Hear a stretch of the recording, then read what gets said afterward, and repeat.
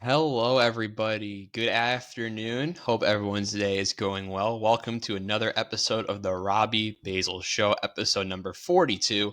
I'm your host, Robbie Basel, and today, just a couple quick thoughts and an announcement for today as well. First off, thank you for everyone who sent me a message saying well done for my debut broadcast from Saturday. The whole experience was insane. Big ups to the whole production team and that helped put that broadcast together because it was it was pouring rain everywhere and the whole day. Listen, I didn't think the match was going to be played. I walked to the field. I was absolutely soaked, even though I had an umbrella, and I didn't think the match was going to be played for how much rain was getting on the field. And Iona did win the match. It was so much fun. A lot to take away from it, a lot to learn, but hopefully there's a chance I might get a second broadcast. Nothing certain yet. So big ups to everyone. Big thank you to everyone who has been supporting me along this the through my debut, and hopefully more to come in the future. Speaking of more to come in the future, if you remember last episode, or the episode before, I talked about Into the Stands and the situation with Into the Stands. Yesterday, I received word from the president of WIUR saying that all the shows on WIUR are set to return this week. So, in saying that, I'd like to announce that Into the Stands is set to make its return again this Thursday at its regularly scheduled time, barring any issues. I literally got the email last night. It's a good day. Actually, this is from what time is this from? So yeah, the president sent this at about mid afternoon yesterday, saying that shows will be restarting and coming back this week. So Into the Stands should be coming back this coming Thursday. Now, of course, some things may be still up in the air here and there, but make sure to follow the Into the Stands Instagram and my Instagram to make sure if there are any other updates, because I will be posting there possible updates if anything changes. But as of right now, Into the Stands set to return this Thursday. And now that we got that out of the way, let's head to what we usually do on these episodes: talk sports. That's my job for you guys because the views have gone up, the support's been great. I'm trying to bring as much recent news as I can possible for you guys. Other thing, I'm trying to get an NHL prediction video, possibly for Friday. It's still in the works. And then NBA next week. I still don't know how I'm going to do it. I'm going to start asking people to possibly come on and do it with me, but nothing certain yet. So make sure if you have any recommendations for people you want to see come on this show for the NHL prediction, leave it in the comments or hit me up through a DM or something else because I am open to all suggestions. Because I feel like for a season prediction, I can't justify most of them being without somebody else because it actually would be fun. So it's up to you guys though. Leave a comment or a DM me saying who you want to be in that video. And I will do my best to have a guest for Friday. We'll see though. We'll see though. But let's begin with the regular stuff, starting with the Premier League. A lot of interesting results. So what I'm going to do for right now is go through every game, most games from the last weekend. Saturday had some interesting results. We had Tottenham, who doesn't feel like they can lose. They went out and beat Luton after getting a justified red card, 1-0, courtesy of a goal by Mickey Van de Ven in the 52nd minute. What to take away from this match is that Tottenham's defense is actually way better than people thought it was going to be. And I think that's very justified. I mean, yes, Yez Basuma got a red. He dove, it's a red. It's a second yellow card. But the way Tottenham just dominated this match as you would think they would, good for them. They're tied for first. They're top of the table on goal difference and goals scored. Which is, a shout out to Dylan because he had Tottenham finishing the bottom half of the league, guys. I already know if he loses this challenge, we already know who he's doing his commentary on. Sorry, Dylan, but Tottenham had more shots, the better chances, the more XG. Every stat was dominated by Tottenham, which you wouldn't think that I would be saying that so many times in this part of the season. And for Tottenham, like I said, they're in first place. I don't know. We'll see what their schedule's looking like. The Wi-Fi right now here is pretty slow. They get Fulham next, then Palace, and then an interesting one with Chelsea, Wolves, and then their first, I think, real test comes in around Thanksgiving. So Tottenham's in a situation where they can continue to go out and scrap through some wins. You get Fulham and Palace, teams that don't score but are solid defensively, I believe. That will be two interesting tests for Spurs. They are off this weekend. There's no matches this week because it's the international break. So if you want to see my thoughts on the international break from September and October, go check out the international break preview video. That was, I believe, episode number 33. So if you want all my previews of that, go back to check out episode number 33. Tottenham gets a matchup in a couple of weeks. Listen, they're in a great spot. They deserve to win. I mean, all the stats prove it. And it's a big start to the season for Spurs. Other notable results, Chelsea went down to Burnley and just won 4-1. I mean, it's expected, yes. Did Chelsea look good? The first half, not at all. They're a second half team. They're going to be a second half team, I have a feeling of. Out XG'd a championship team. A championship team that went out during the week and beat Luton. A match that no one talked about because it was so irrelevant. But Burnley had a chance to go out and beat Chelsea. They led at the half. A lot of people were optimistic that maybe Burnley can go out and get a result, and they couldn't. Chelsea's talent finally emerged from the shadows and was able to take Chelsea over the top and go out and get them a good result. 4-1 win for the Blues. Everton beat Bournemouth 3-0 in a match that would put you to sleep. But the most interesting result of the day, United going down 1-0 into stoppage time when Scott McTominay, who we haven't heard of all season, put 2 goals in the back of the net and rescue 3 points for Manchester United. Now, for United, they outshot Brentford 21-11. Brentford can't score. They've had the more shots on target, the more XG. They dominated possession. It was a good, almost complete game until the goals were scored. If you're United, I think this result could change change the tides a little bit, but I'm not satisfied. Because it took you that long to break down Brentford, and you're Manchester United. Brentford, who've gone off to a terrible start, they're in 15th right now. They've won 1 of their first 8. They have a negative goal difference. Granted, they've scored 11 goals, that is not horrible. It's the most out of any team that's in the bottom half of the table. But you're playing a team that United that also doesn't score. And you go out and lose to United. So it's a very concerning result, I think, for Brentford. But for United, could it be the jolt that they need? I don't know. Probably not, because Ten Hag went out and just went after the team after the match, which is not what your manager is supposed to do, but it's United. I don't know anymore. Other results, Fulham beat Sheffield, well-deserved, and then Palace and Forest played the most boring match I've ever seen. The Sunday fixtures. Now, these were fun. We'll start off with Brighton and Liverpool, who, it was a weird one, because if you look at the XG charts, both had over 2 XG. Liverpool had the better possession. It was a very even game, which you were expecting for how Brighton's playing right now. I think it's a good result for Brighton. I just don't know about Liverpool. They conceded in the 78th minute. You have more talent than Brighton.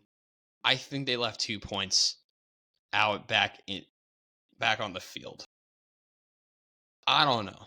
I think they left 2 points out there at the American Express Community Stadium. I think so. It's harsh, yes, but with the way Liverpool's playing, they needed to win that game, and they couldn't go out and get the 3 points. They did not. They got at least one, but as of outside perspective, I feel like Liverpool could have, and I think should have won this. I mean, you go out, you score 2 goals in the first half, don't score one in the second against Brighton. A little bit concerning from Liverpool, but listen, Brighton, I think they're pleased with this result. Because Brighton now gets the international break, and then look who Brighton plays next. I don't believe their schedule's that insane. I mean, they open with City, which I knew about, but then they get Fulham, Everton. They have your Europa League matches, Sheffield, Nottingham Forest. After City, they do not play a hard Premier League match till December. That's nuts. So say it's an away match. I'm betting City wins this as of right now, even though Rodri's not being on the field had a bigger impact than I thought. If Brighton go out, you say they beat Fulham. I think they beat Everton. They beat Sheffield. They beat Forest. That's 12 points out of a possible 15. That's going to keep them up there. Keeping them around 28 points going into the cold December English weather, where they get Chelsea, and then they get another couple of weeks stretch with Brentford and Burnley. They do not play after their match with City a title contender till mid-December. Will we see Brighton stay where they are and prove they can beat the bad teams or the not as good teams, and then head into a stretch in mid-December where you're playing Arsenal on the road, Tottenham on Boxing Day? There's a lot of intrigue for what Brighton can do. I think they're going to be holding their heads up high for getting a result against Liverpool.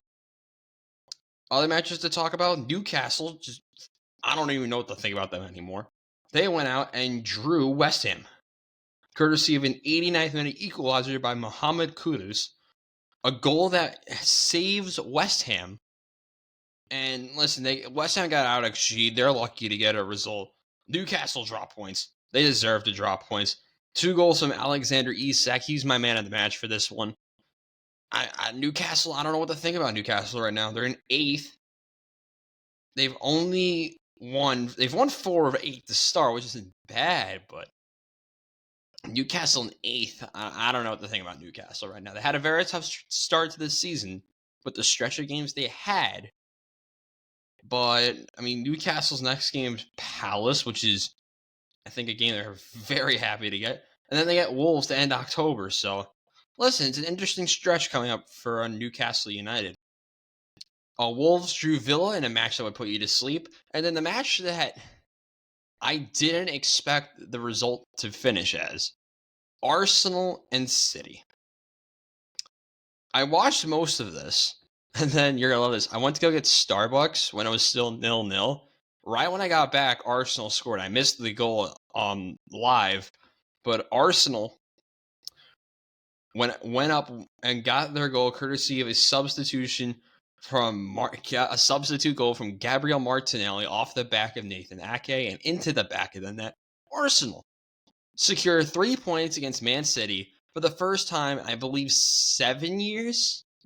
6? I don't know what it is anymore. Too long.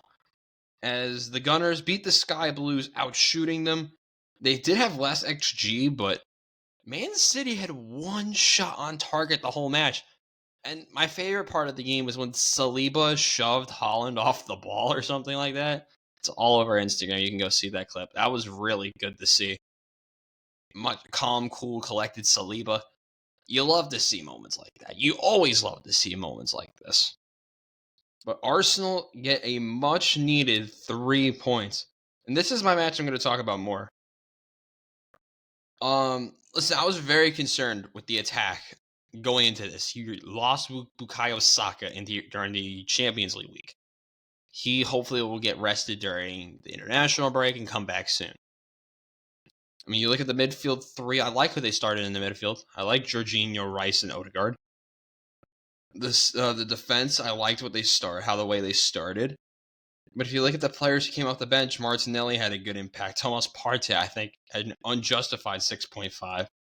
Kai Havertz did nothing, which is actually he had an assist. What am I on? He had an assist. Just felt like he would do nothing. I think I was reading the wrong script. But hopefully Saka comes back soon. They said it's a few-day injury for the muscle issue. And, of course, no Jurriën Timber for a bit. So if you're Arsenal, I think, well, one, you're very happy with this result as a team. Arsenal now goes into a stretch where they get Chelsea next, and then you get Sevilla on the road, which I think will be another tough Champions League match. And then you get a nice one with Sheffield United, EFL Cup. This is a tough stretch for Arsenal to start November. You get West Ham, Newcastle, Sevilla again. You get 2 easier matches, and then I'm just worried about that Newcastle game in September and the start of November. You open with West Ham and Newcastle. That's a very tough first 2 games of November. So we'll see how it goes. I'm optimistic as a fan of the team. And as a outside perspective as well, if I'm unbiased, and I think Arsenal will. I don't know what they're gonna focus on, honestly. I mean, you start off with Chelsea on October 21st after the international break. Then you go play Sevilla. It's a fun stretch. It's an interesting stretch. City has dropped points again. I don't think they need to be talked about because they are bad without Rodri, and that's the only explanation I have. So we go from there to the other football as per usual in the NFL, and we'll talk about some of the more interesting games from this week. To open, Jacksonville getting a glorious result against the Bills.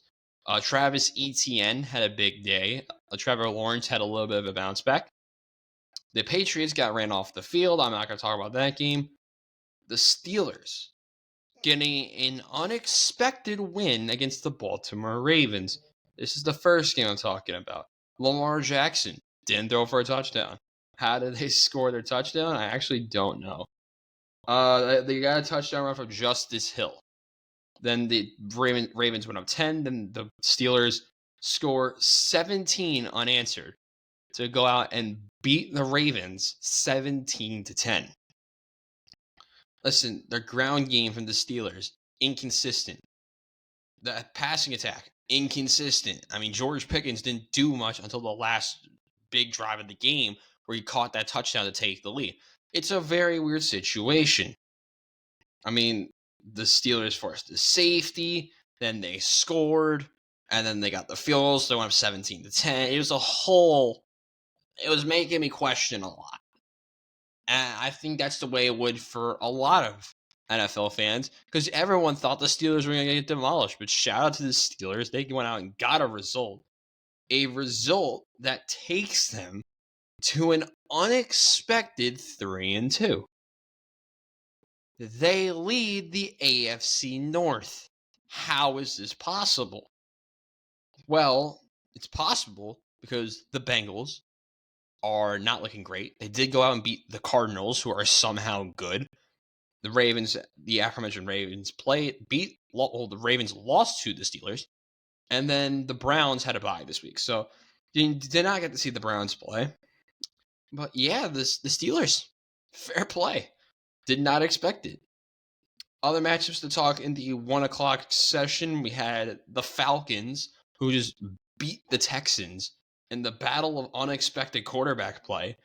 And this is my other game I'm going to talk about because Desmond Ridder bounced back big time.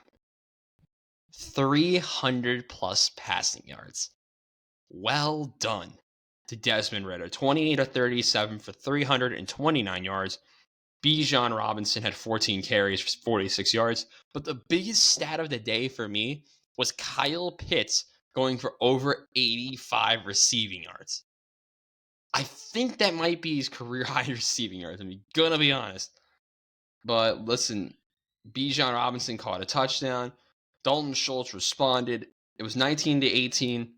Favored the Texans with about 2 minutes to go, a little under 2 minutes to go, and then Young-Hae Koo, I think that's how you say it, kicked the game-winning field goal, and the Falcons are also in a semi-unexpected 3-2. If you take a look at the NFC South, because the Bucs are on a bye, there's really 3 teams tied for first.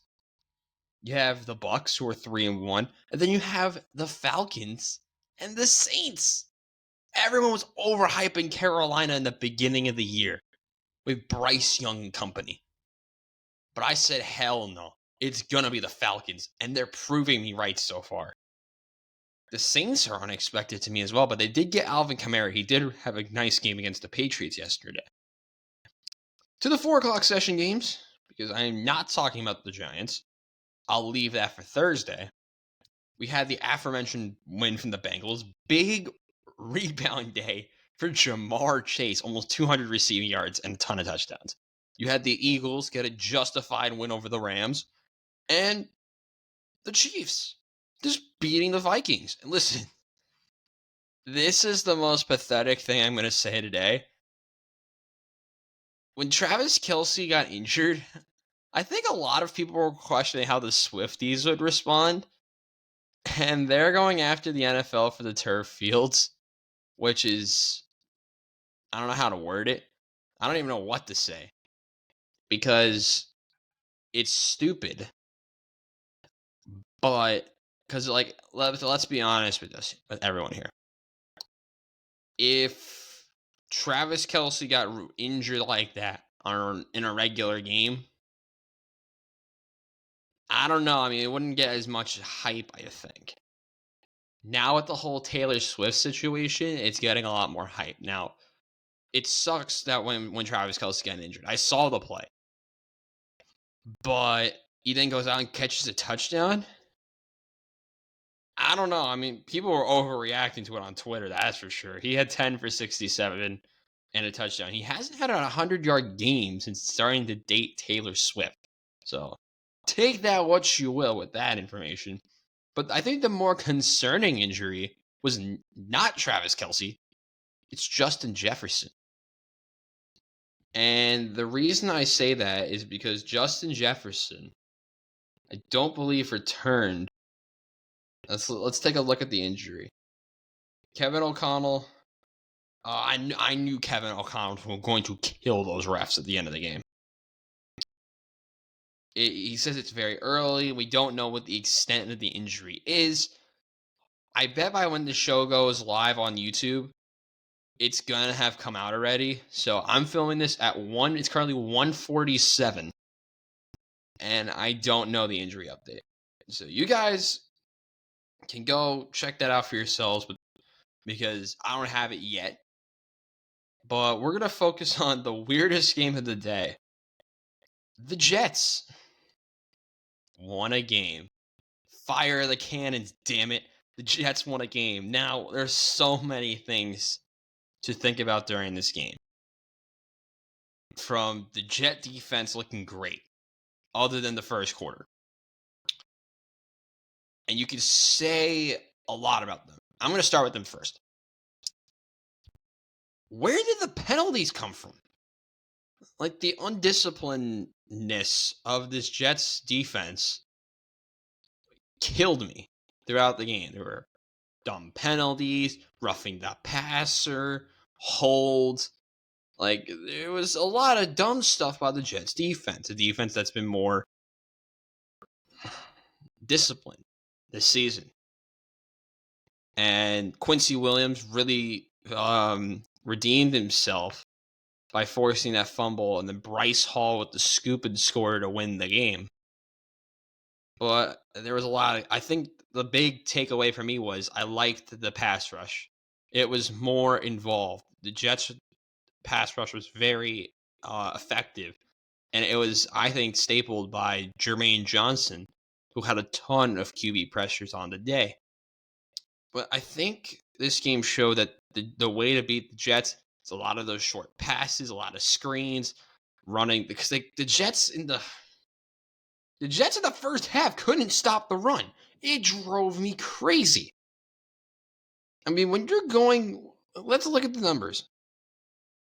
They had over 130 team, I believe it was 100 and I think it was like 130 plus team rushing yards with Samaje Perine, Jamal McLaughlin, and Russell Wilson. How? Why? I don't know. But the biggest receiving game was the Samaje Perine, Adam Troutman, Jamal McLaughlin caught a touchdown. So the Broncos offense was weird.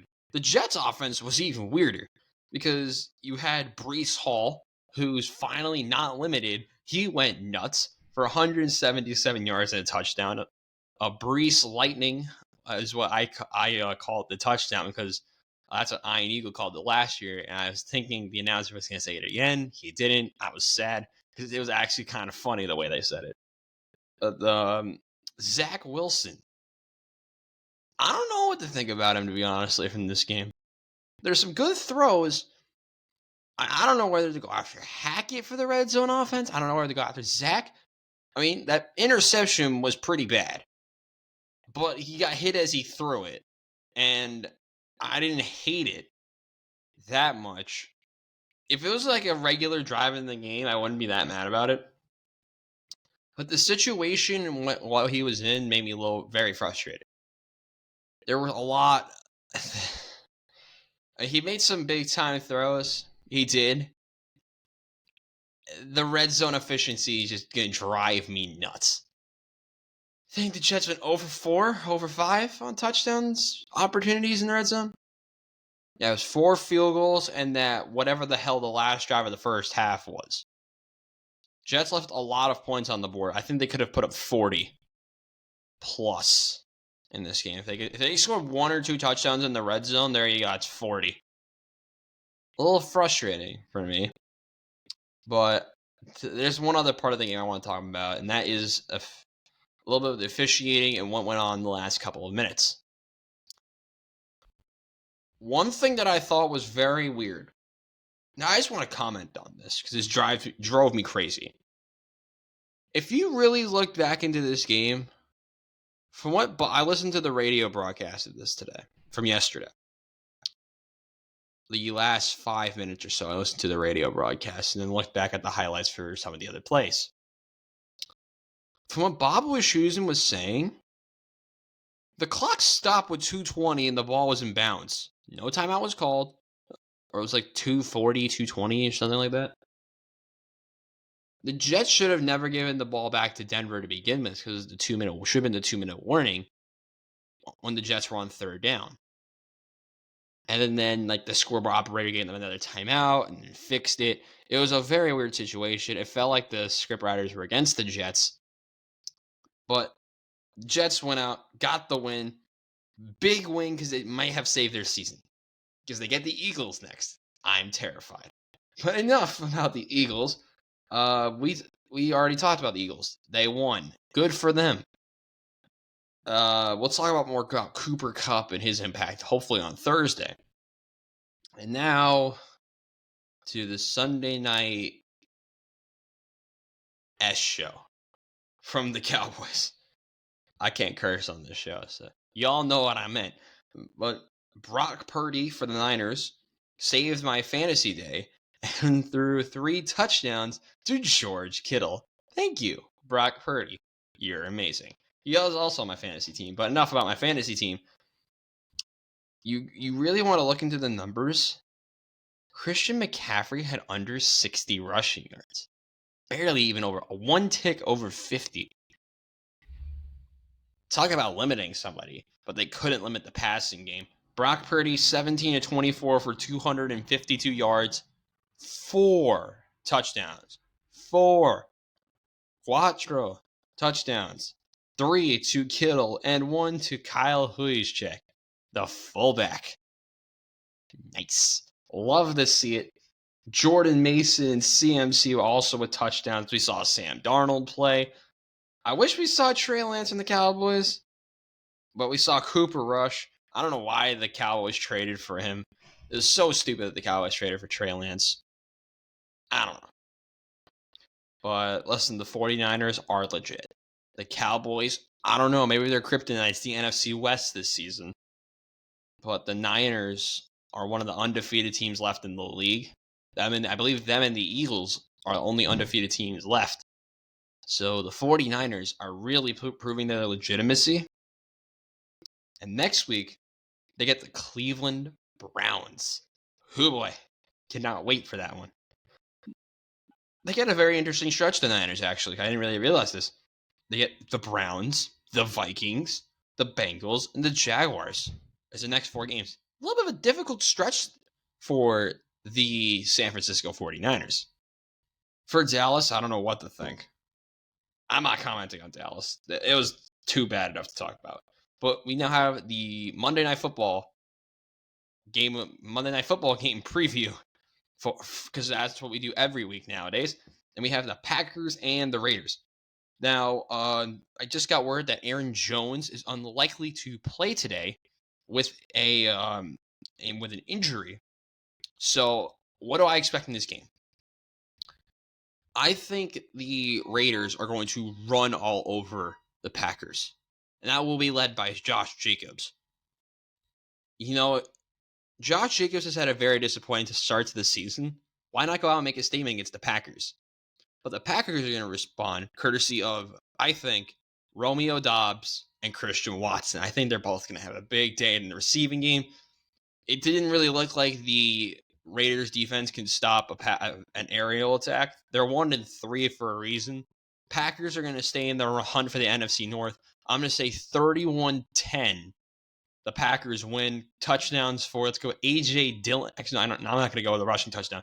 I'm going to say Romeo Doubs. I'm going to say Christian Watson. And I'm going to say at least 1 touchdown from a tight end. That's my prediction for this game.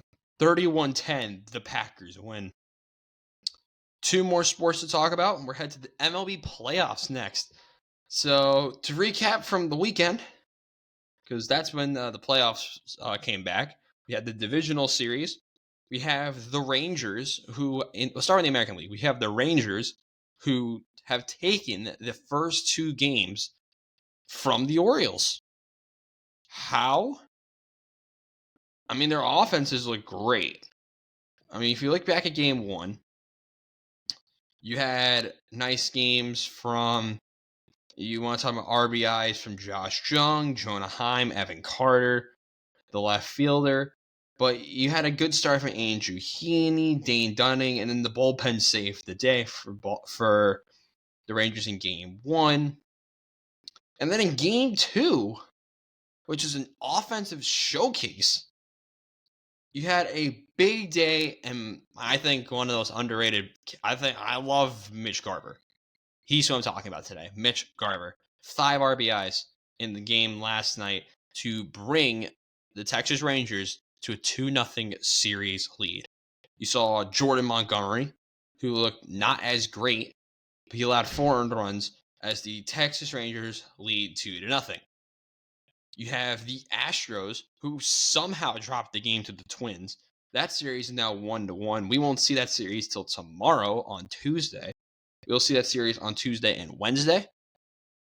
And then we'll also see the Tuesday and Wednesday for the Orioles and the Rangers. But the series is that come back tonight. We have the Phillies, who took game 1 against the Atlanta Braves by a final score of 3-0. Big days on the mound from Rangers. Suarez, the whole bullpen, they threw a shutout. You want to talk about guys who make a big impact. Bryce Harper, Bryson Stott. I mean, yeah, he's insane. I love Bryson Stott. You also had an RBI driven in by JT Realmuto as the Phillies won 3-0. Concern from the Braves offense, they looked invisible. They didn't score a run. They played tonight in I think, a must-win game for the Braves.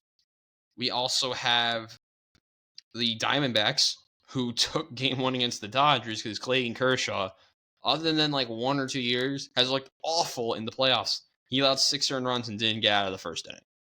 I believe he didn't get out of the first. Let me just double check that. He did not get out of the first. The Dodgers lost 11-2. I don't expect the same thing from the Diamondbacks, but wow, the Diamondbacks are making a statement this year. They're really making a statement. And I love to see it from the Arizona Diamondbacks. You have a Rookie of the Year probable winner. You have a young core emerging. You have a lot of players for the future.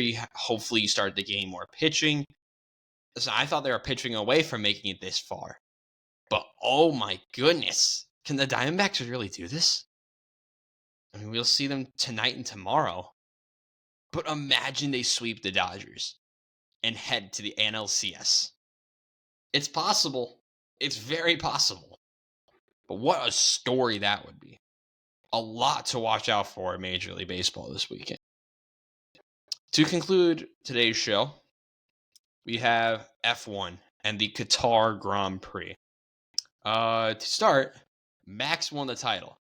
Enough said on that. Because I looked on a graphic today and it'd be like Alonso is leading the championship if Red Bull didn't exist. And what were my thoughts on this race? And there's a lot. Let's talk about this race.